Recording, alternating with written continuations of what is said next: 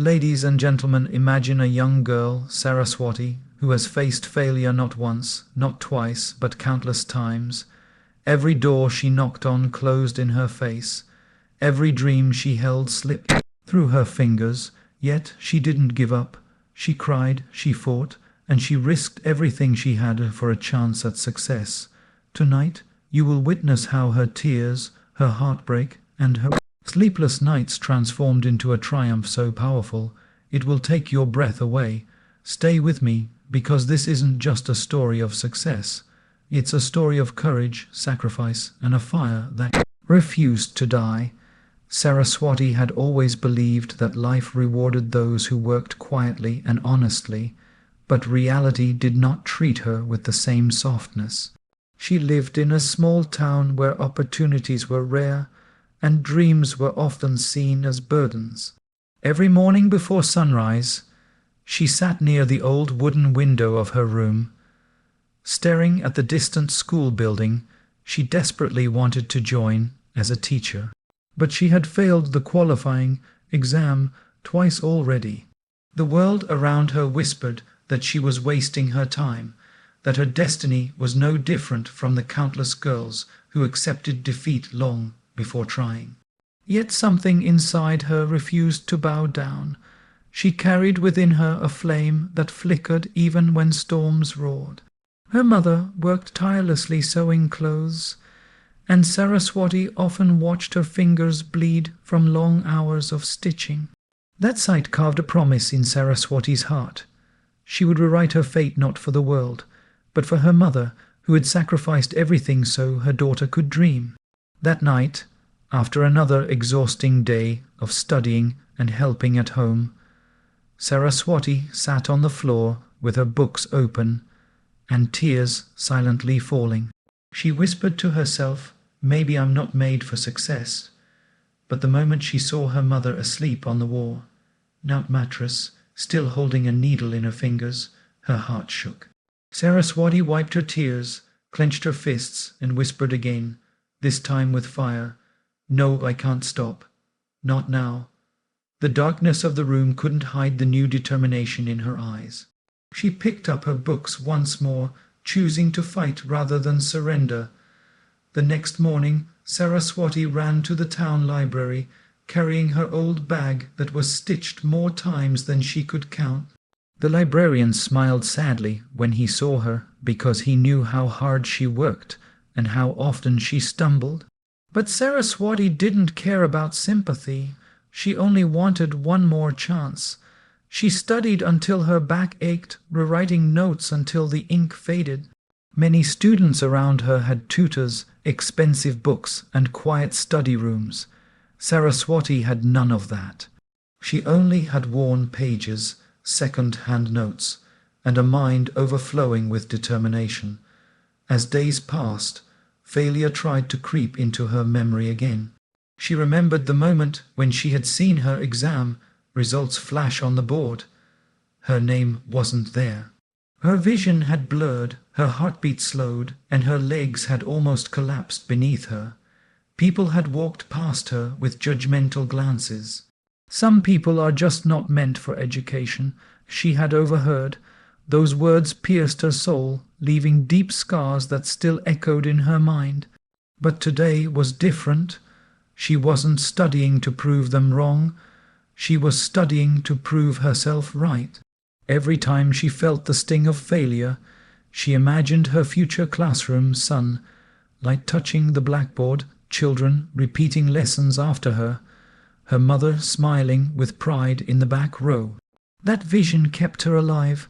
The librarian approached her gently and said, "Child, don't break yourself like this." Saraswati looked up, eyes shining with equal parts pain and hope. "Sir, if I break now, I will stay broken forever." And with that, she returned to her books, her fingers trembling but her spirit unshaken. Weeks passed like storms, heavy and unkind. Saraswati barely slept, barely ate, and barely spoke to anyone. Her world had shrunk into a small circle: home, library, study table. But trouble found her anyway. One evening, As she hurried home through the narrow streets, she heard neighbors gossiping about her. "Look at her," one woman muttered, "third attempt, and still thinks she can clear the exam." Another laughed, "Girls like her don't need education, they need reality." Saraswati felt each word slash across her heart. She walked faster, reaching home breathless, trying to swallow the pain. But when she entered, she found her mother sitting silently, holding a medical bill in her hands. Saraswati froze. Her mother had been coughing for weeks, but she kept working to support her daughter. The doctor had recommended tests they couldn't afford. Saraswati felt the ground shake beneath her. For the first time, she questioned whether she had been selfish. Instead of earning money, she was chasing a dream that kept slipping through her fingers. That night, she sat beside her mother, massaging her hands gently. "Amma, maybe I should start working," she whispered. Her mother opened her tired eyes and replied, "Work. You are already working. Studying is your work. Your dream is your work. Don't abandon it." Saraswati felt tears burning her cheeks. Her mother, even in pain, believed in her more than she believed in herself. That single moment stitched her broken courage back together.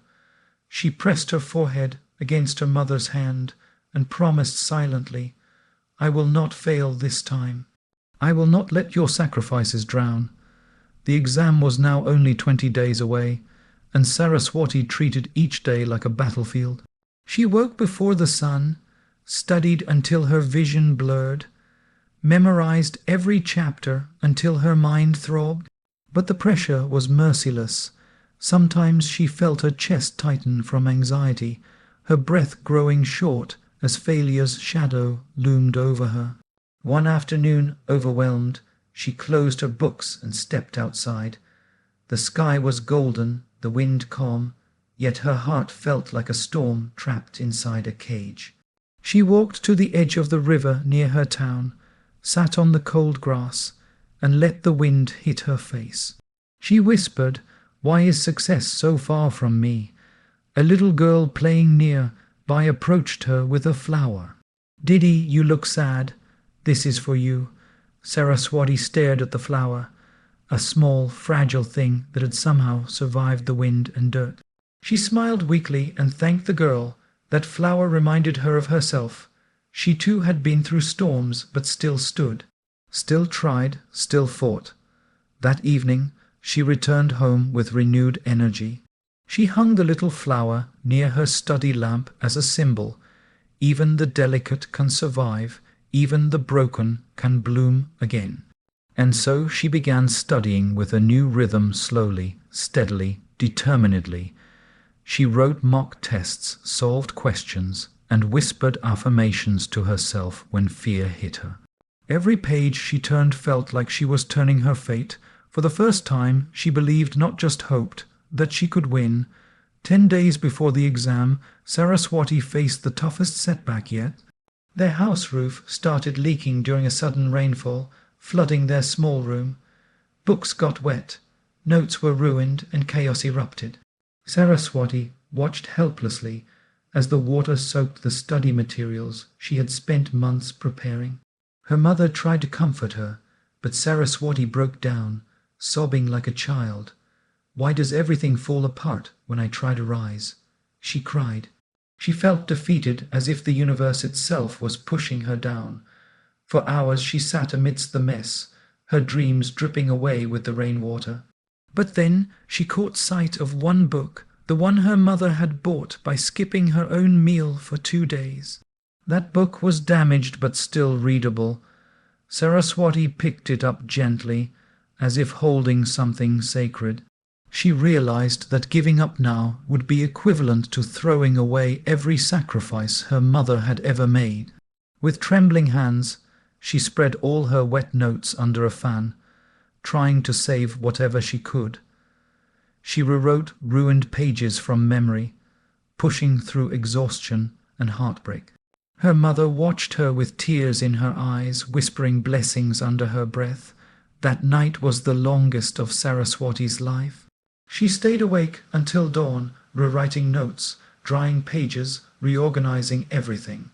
She had nothing left except her stubborn spirit, and that was enough to make her stand again. The final week arrived, and Saraswati entered a state of deep discipline. She cut herself off from distractions, ignored the whispers of those who mocked her, and pushed her mind into a place of absolute focus. Every night she repeated to herself, "Hard work never betrays, hard work never betrays," but fear still tried to creep in. Her previous failures haunted her like ghosts. On the sixth night she had a panic attack, her hands shaking, her heartbeat racing. She felt like she was drowning in expectations. She stepped outside and took deep breaths, staring at the moon. "I'm scared," she confessed quietly, but the moon didn't answer. Instead, she remembered her mother's words, her sacrifices, the little girl's flower, the leaking roof, the nights of studying without sleep. She realized something powerful. Failure had been shaping her, not breaking her. She walked back inside, calmer, stronger. She revised her books with laser focus, practiced questions until they felt like second nature. She turned fear into fuel.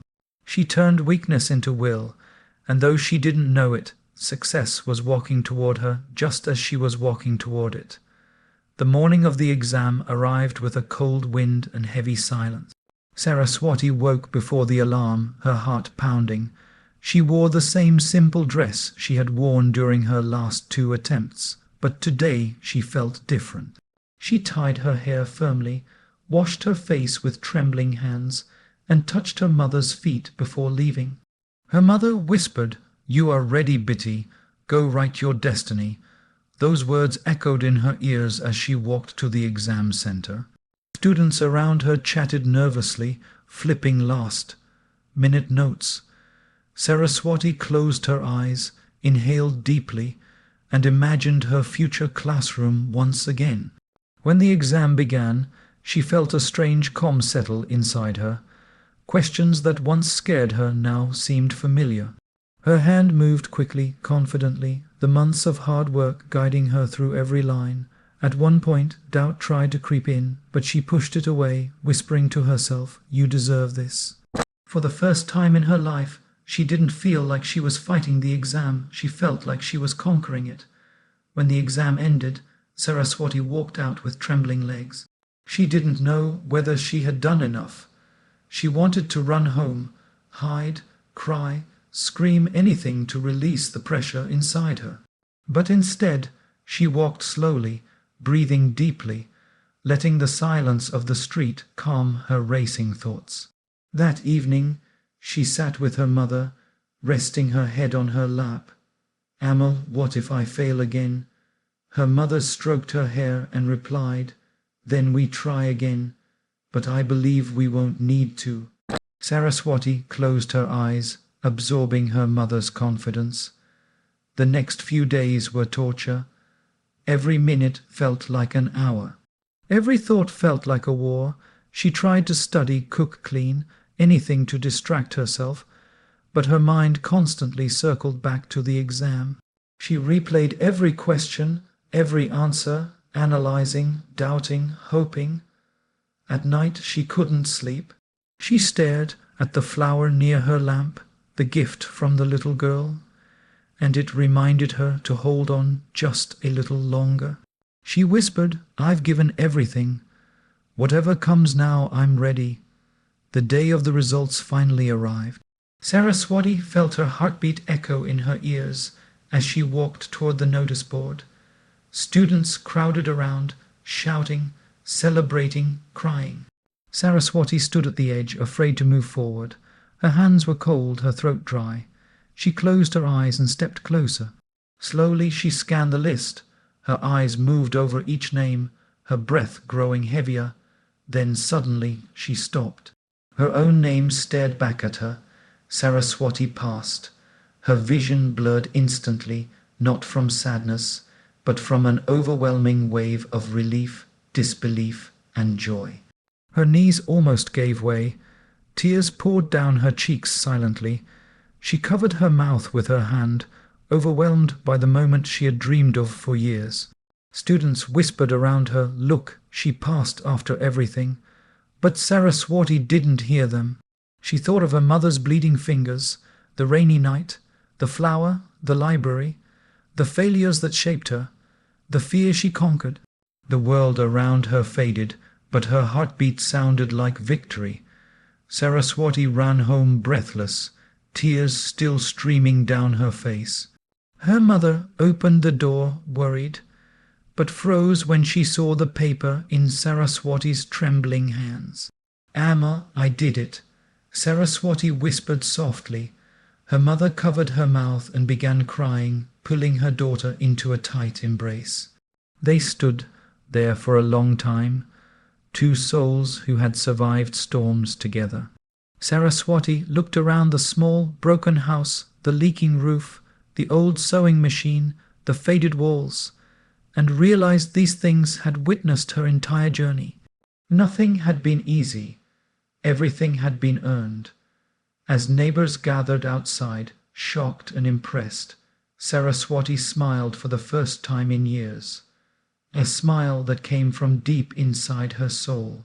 She walked to her study table, touched the little flower still pinned near the lamp, and whispered, "We made it."